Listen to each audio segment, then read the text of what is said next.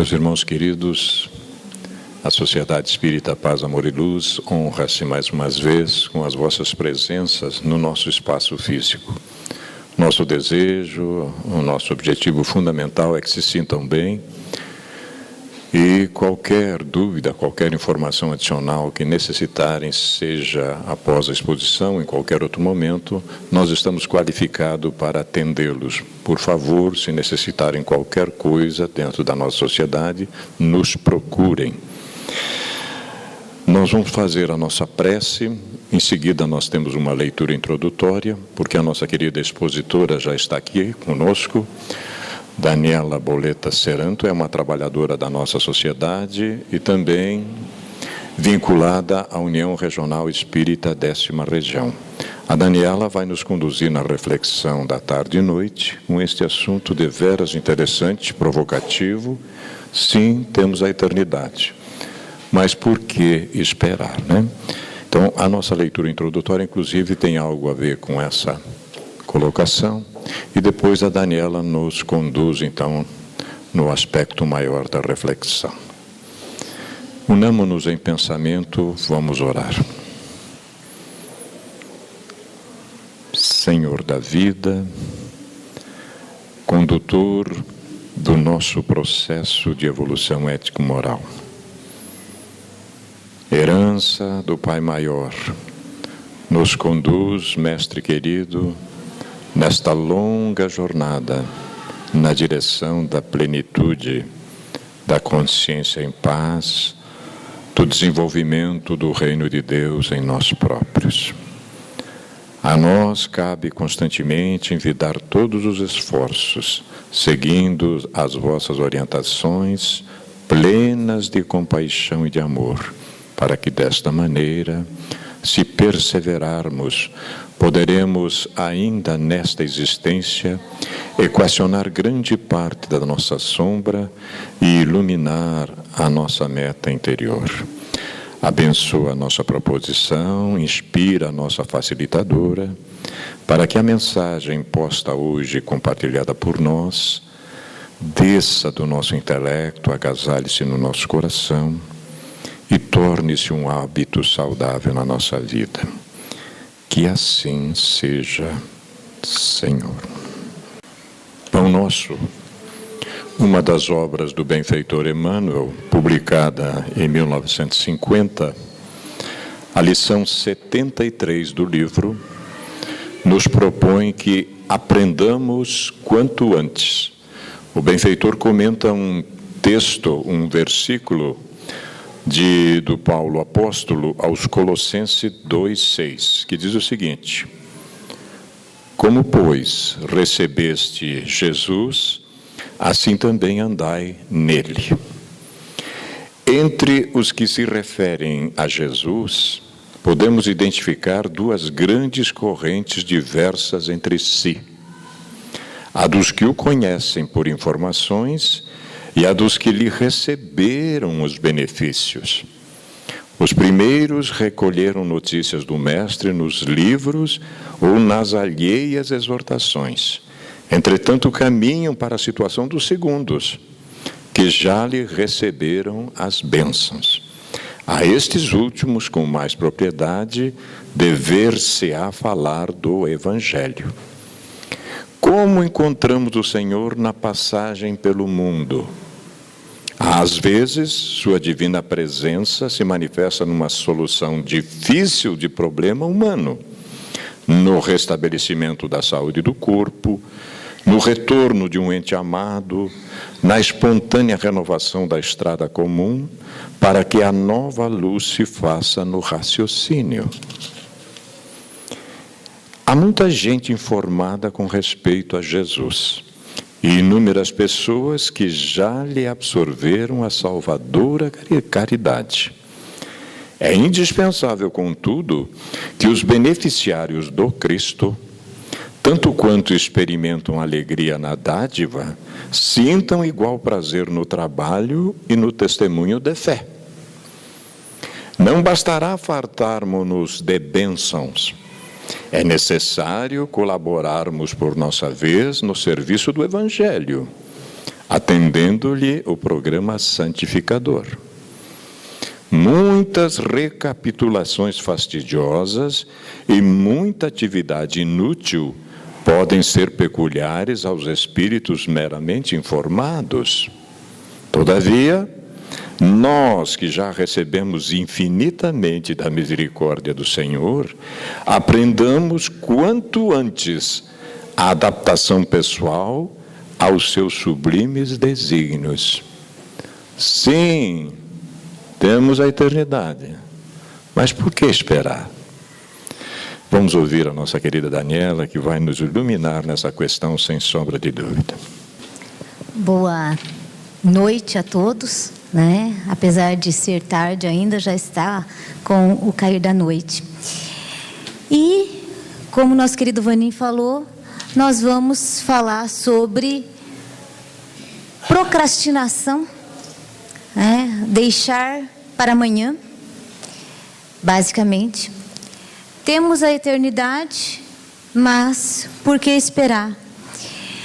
E, muitas vezes, o que a gente faz?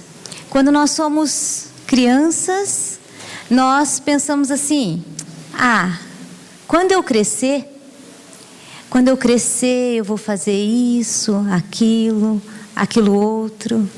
E, de repente, a gente cresce.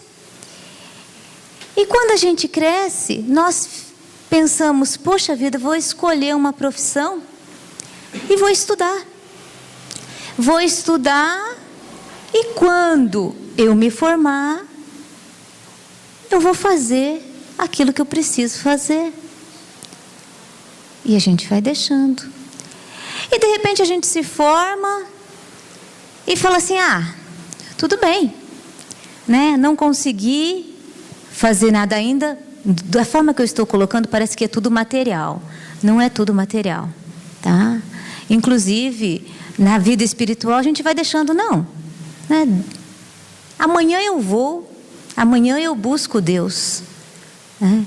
E Jesus fala: vigiai e orai, pois não sabeis nem o dia e nem a hora. Só para fazer um adendo aqui. E nós vamos passando. Poxa, quando eu conquistar um bom emprego, tudo vai estar resolvido na minha vida. E aí sim, eu vou poder me dedicar, né, aos meios espirituais. Por enquanto, vou pensar na minha vida material. E aí, a gente conquista um bom emprego, né? A gente recebe os bens materiais e a gente fala: não, né? Agora a situação está resolvida, só que vieram os filhos e eu preciso me dedicar a eles, né? Eu preciso me esforçar mais ainda para dar aquilo que eles precisam, e muitas vezes a gente acha que aquilo que eles precisam está só calcado nas coisas materiais. E a gente fala assim: pode deixar. Quando eu me aposentar, tudo vai ser diferente. Quando eu me aposentar, eu vou me dedicar às coisas do Espírito. Eu vou me dedicar às coisas de Deus. E, no passar das horas, no passar do tempo, nós vamos deixando para o amanhã. Eu, sinceramente, pessoalmente, eu nunca pensei que eu fosse falar assim: tal coisa aconteceu há 30 anos. E tantas coisas aconteceram há 30 anos na minha vida que eu me recordo. E tenho certeza que alguns falam assim: mas tal coisa aconteceu há 60 anos. E o tempo passa. E o tempo passa muito rápido. E de repente, chega o dia de retorno, né? O dia de retorno para o nosso mundo, que é um mundo espiritual. E aí? Será que eu fiz o que era necessário fazer? Será que eu dediquei tempo para o meu crescimento espiritual? Será que eu fui, né, caridosa o suficiente? Será que eu me preparei para esse momento? Porque, querendo ou não, vamos desencarnar. Será que estaremos preparados para esse momento? E o tempo vai passando. Ainda bem que não temos só essa vida. Temos a eternidade. Está escrito lá no Livro dos Espíritos, né? Se eu não fiz agora, eu terei chance de fazer? Sim. Então, como pode a alma que não alcançou a perfeição durante a vida corpórea acabar de depurar-se? Sofrendo a prova de uma nova existência. Então, se estamos aqui, estamos na prova de uma nova existência. E somos somatória daquilo que já fizemos em existências anteriores. Então, a prova da vida corporal nos ajuda no nosso crescimento, no nosso conhecimento.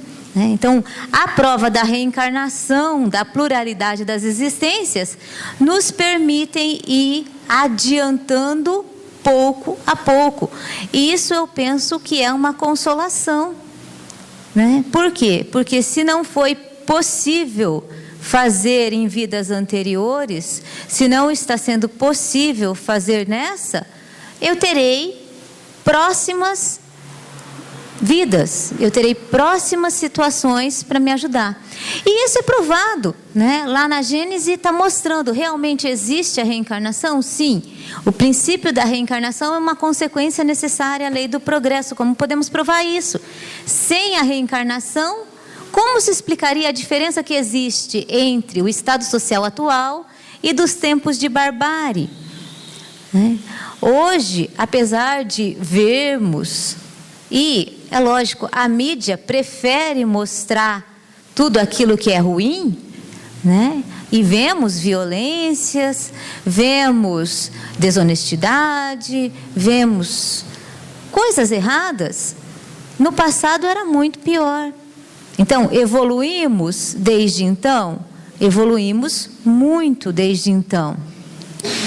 E os espíritos, eles vão se depurando a cada reencarnação, até que chegaremos no ponto de sermos espíritos puros, né? Até que chegaremos no ponto de alcançarmos a perfeição. Então, dentro das classes dos espíritos, nós temos lá, né, os puros, os espíritos que ainda há o predomínio da matéria, mas há o desejo de fazer o bem, e há aqueles em que o predomínio da matéria é muito intenso e tem uma propensão intensa ao mal. Não sei aonde nos enquadramos aqui, mas tenho certeza que, passadas todas as reencarnações necessárias, conseguiremos alçar a ordem principal.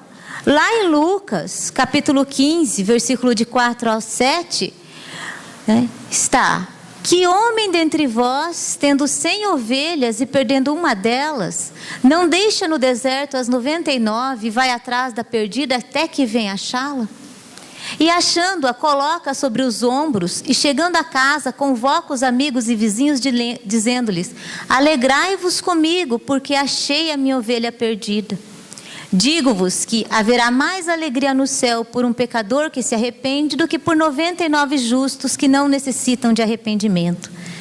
Então, segundo Jesus, nenhuma ovelha se perderá. Nós somos ovelhas desse rebanho e nós temos muitas oportunidades. E muitas vezes nós falamos assim: puxa vida, é mais uma reencarnação, é mais um momento de oportunidade. Fazendo uma autoanálise, nós estamos aproveitando o suficiente? E nós vamos ver que algumas vezes a gente fala assim: mas eu não tenho oportunidades para aproveitar. E é isso que nós vamos discutir basicamente. Bem, lá na questão 674 de O Livro dos Espíritos, pergunta-se o seguinte: a necessidade do trabalho é lei da natureza? Eu quero fazer um gancho aqui com o trabalhar para o bem. E os espíritos respondem: o trabalho é lei da natureza, por isso mesmo que constitui uma necessidade. E a civilização obriga o homem a trabalhar mais porque ele aumenta as necessidades e os gozos. E ainda continua: por trabalho só se deve entender as ocupações materiais quando nós estamos trabalhando apenas em ocupações materiais? E a resposta é não. O espírito trabalha assim como o corpo. Toda ocupação útil é trabalho. Se não estamos trabalhando de forma material, outras ocupações úteis em prol dos demais também deve ser considerada trabalho. E para nós trabalharmos, independente de qual seja a ocupação, é necessário desenvolvermos coragem. É necessário desenvolvermos coragem para tudo, né? Num dia frio como esse, né? Agora melhorou, mas de manhã estava bem frio. É necessário desenvolver coragem para levantar. É necessário desenvolver coragem para sair de casa. É necessário desenvolver coragem para enfrentar mais um dia, e às vezes a gente sabe que no enfrentamento desse dia vamos ter muitos problemas. E é necessário desenvolver força de vontade. A coragem, Joana de Ângeles nos diz, pode ser incluída na lista das virtudes humanas, em face dos valores benéficos que propicia ao espírito e a existência em si mesmo. Quantas vezes somos covardes em começar alguma coisa? Sem a coragem de dar-se, de esquecer-se completamente a fim de fazer a vontade de Deus, e não aquela que é peculiar a cada um. Então, quando nós falamos em coragem para esforçar-nos, nós novamente pensamos em atividades materiais. Mas nós estamos encontrando tempo, e essa pergunta não é para vocês, essa pergunta é para mim. Nós estamos encontrando tempo para nos dedicar às atividades espirituais? Nós estamos tendo coragem de enfrentar algumas situações adversas, né? Inclusive de críticas. Por quê? O que me induziu a falar sobre isso, eu ouvi de uma pessoa assim: poxa vida, você já tem tanta coisa para fazer, tem 2 filhos para cuidar e ainda um deles é bebê, você trabalha, você cuida da casa, você isso e você aquilo, e ainda dá palestra na casa espírita?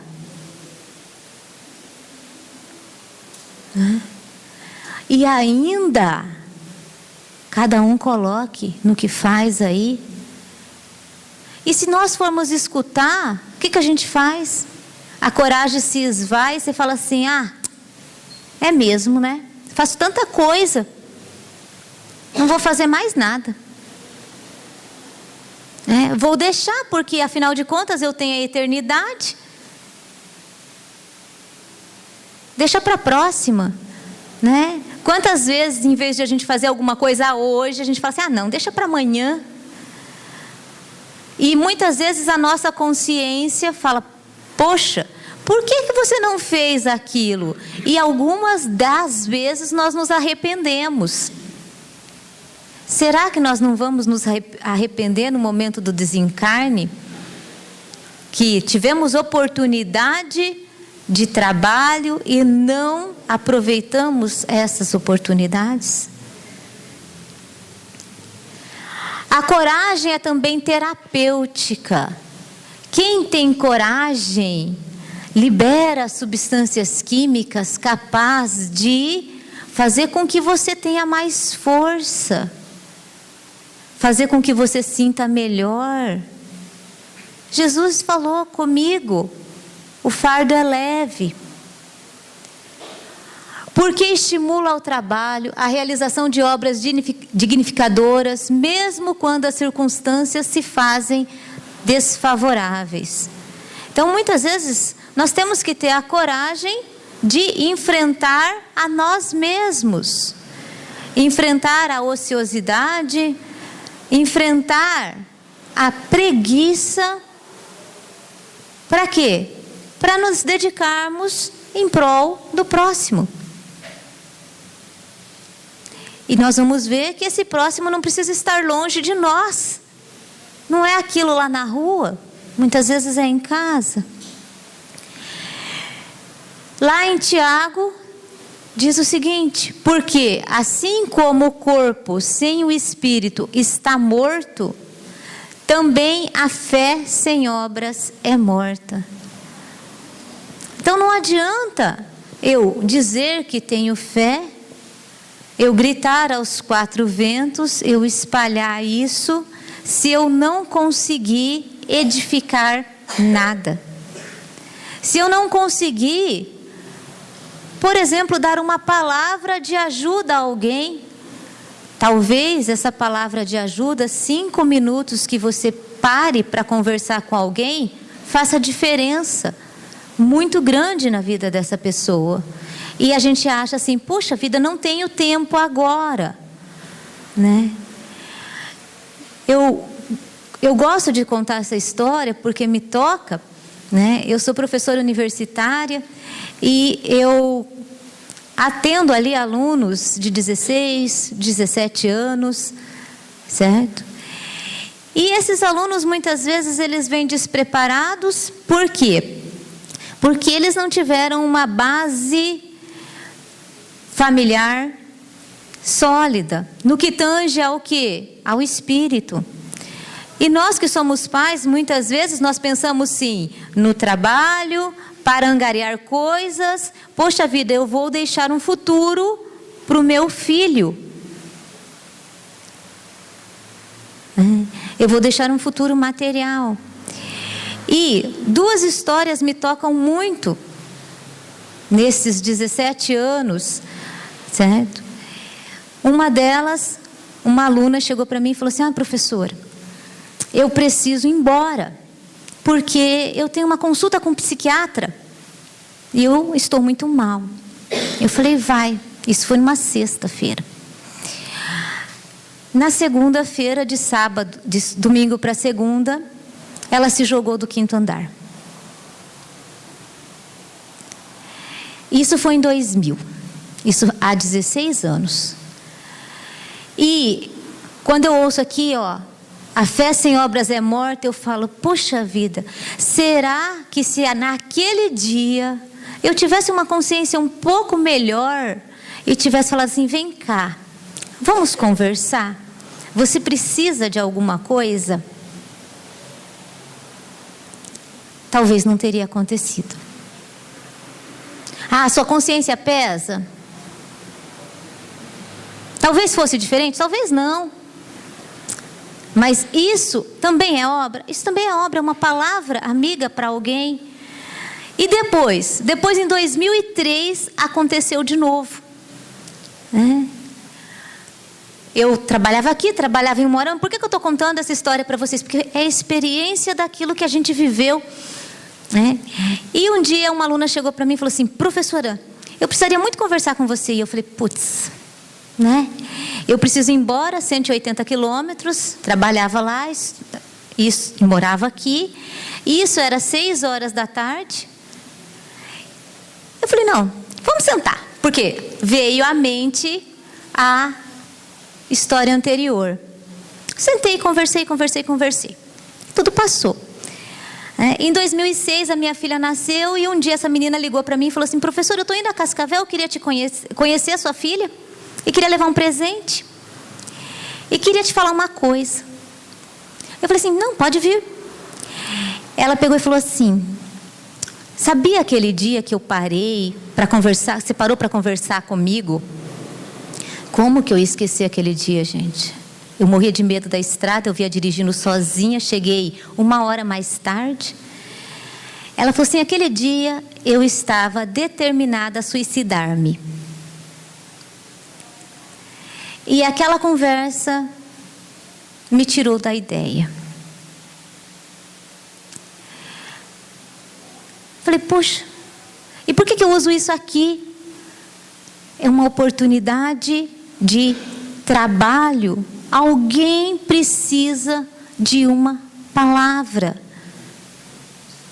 E talvez essa palavra seja determinante na vida dessa pessoa.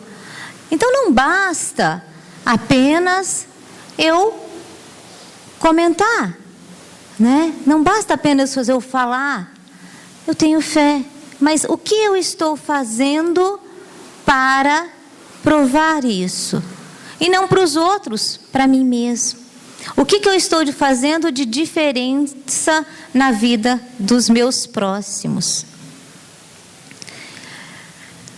Na parábola do bom samaritano, diz o seguinte: ora, quando o Filho do Homem vier em sua majestade, acompanhado de todos os anjos, sentar-se-á no trono de sua glória, reunidos diante deles todas as nações. Separará uns dos outros, como o pastor separa dos bodes as ovelhas, e colocará as ovelhas à sua direita e os bodes à sua esquerda. Então dirá o rei aos que estiverem à sua direita: vinde, benditos de meu Pai, tomai posse do reino que vos foi preparado desde o princípio do mundo. Porquanto tive fome e me destes de comer, tive sede e me destes de beber, careci de teto e me hospedastes, estive nu e me vestistes, achei-me doente e me visitastes, estive preso e me fostes ver. Quantas vezes nós ouvimos isso daqui? Então responder-lhe-ão os justos: Senhor, quando foi que te vimos com fome e te demos de comer, com sede e te demos de beber? Quando foi que te vimos sem teto e te hospedamos, ou despido e te vestimos? E quando foi que te soubemos doente ou preso e fomos visitar-te? E o rei lhes responderá: em verdade vos digo, todas as vezes que isto fizestes a um desses mais pequeninos dos meus irmãos, foi a mim mesmo que o fizeste. Será que nós estamos tendo oportunidade de trabalho? Dirá em seguida aos que estiverem à sua esquerda: afastai-vos de mim, malditos, idem para o fogo do eterno, que foi preparado para o diabo e seus anjos. Porquanto tive fome e não me destes de comer, sede e não me destes de beber. Precisei de teto e não me agasalhastes, estive sem roupa e não me vestistes. Estive doente no cárcere e não me visitastes. E eles replicarão: Senhor, quando foi que te vimos com fome e não te demos de comer, com sede e não te demos de beber, sem teto ou sem roupa, doente ou preso e não te assistimos? Então ele lhes responderá: em verdade vos digo, todas as vezes que faltastes com assistência a um destes mais pequenos, deixastes de tê-lo para comigo mesmo. Será que nós não temos várias oportunidades a aproveitar ainda nesta vida? Toda a moral de Jesus se resume na caridade e na humildade. Essas são duas palavras-chave.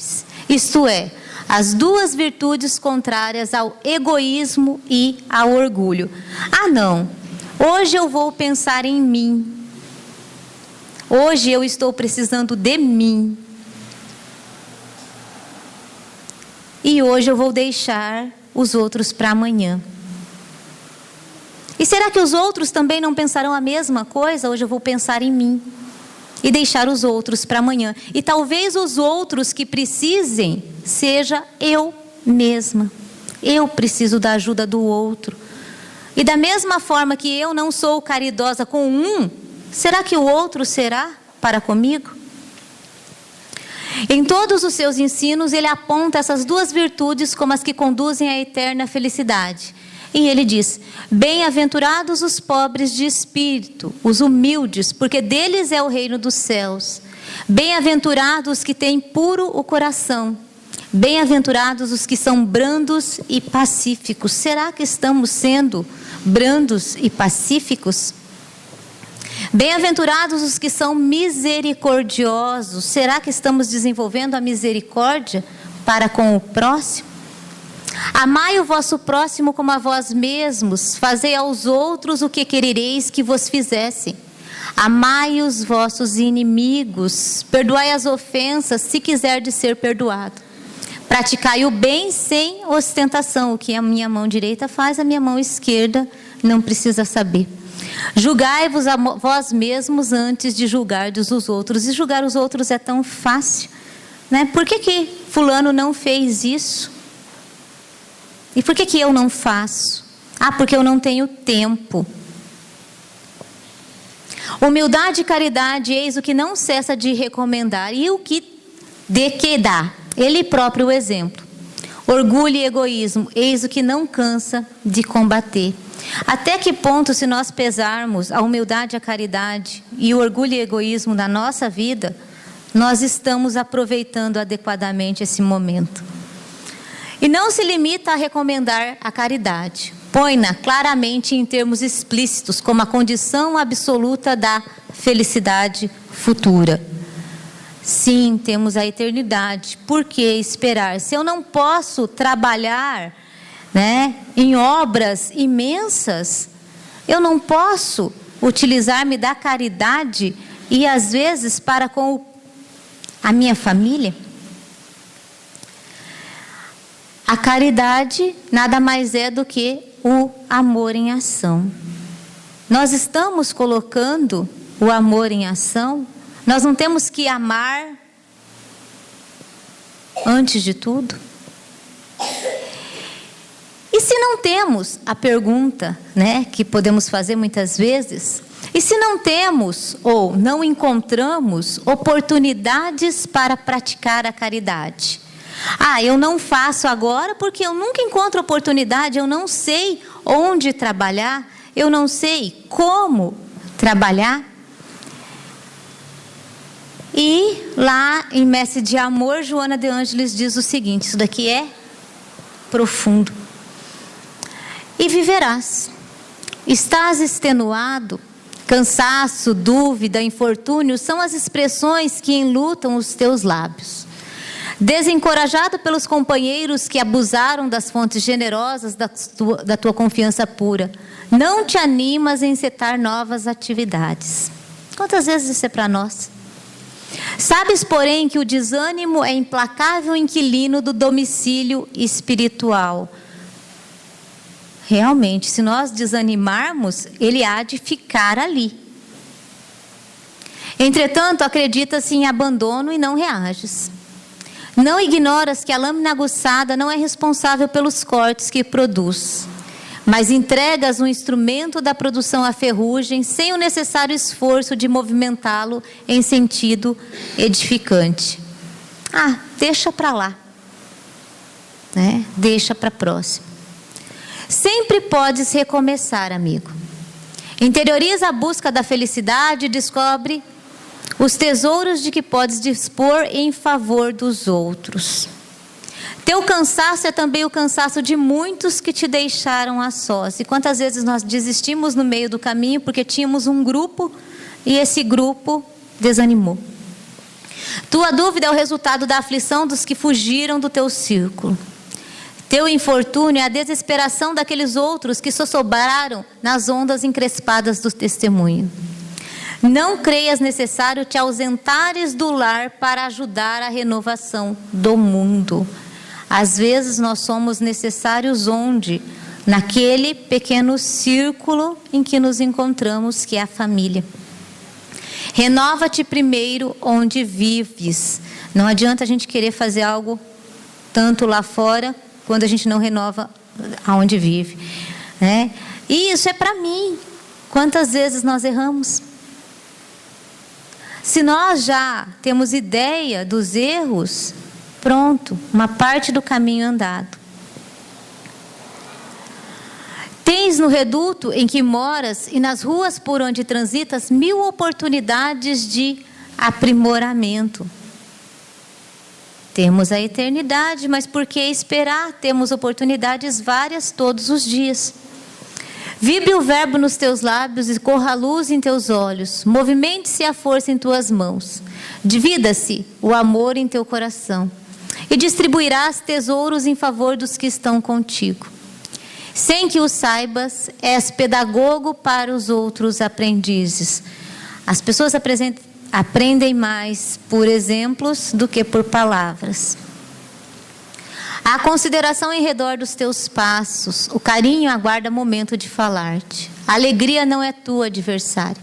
Vai àqueles que não podem vir a ti. Esquece mágoas que não têm fundamento. E quantas vezes nós nutrimos isso na nossa vida? E quantas vezes isso vai nos sufocando? Quem fere propositadamente está doente da razão. Quem mantém inimigos ignora as leis de trocas que sustêm a vida e a natureza, lei de ação e reação. Todos necessitamos de algo ou de alguém para galgar os degraus na via de ascensão. Espírito algum se libertará da terra a caminho de um céu pessoal para gozo próprio. Não esqueças de que o bem que se faz é o único trabalho que faz bem. Será que não temos oportunidade de fazer um pouco de bem todo dia? E esse serviço em favor dos outros é a caridade única em favor de nós mesmos, que pode atingir o cerne da alma, libertando-a para o sacerdócio do sorgimento do mundo. Encerrando a entrevista com o sacerdote que procurava confundi-lo, disse o mestre na parábola do samaritano: vai e faz o mesmo. Não abandones a oportunidade de ajudar, somente porque o cansaço, a dúvida e o infortúnio teimam em adquirir existência real para dominar em tua alma. E quantas vezes nós falamos: estou cansado demais. Parabéns para vocês que estão aqui. Né? Quantos de nós ficamos cansados demais depois de um dia inteiro de trabalho? Estrangulando-a nos vigorosos tentáculos da aflição pessimista. Vence todo o mal e viverás. Temos várias oportunidades, mas já que estamos no caminho, continuemos nele. Aquele que se esforça seriamente por melhorar, assegura para si a felicidade já nesta vida. Por que esperar a próxima? Será que teremos uma próxima logo? Será que as condições que viremos na próxima serão tão favoráveis quanto a que temos agora? Ou será que o que estamos plantando agora não nos favorecerá na próxima? E o nosso querido Francisco Cândido Xavier diz: aos outros dou o direito de ser como são. A mim dou o dever de ser cada dia melhor, apesar de ter muitas oportunidades.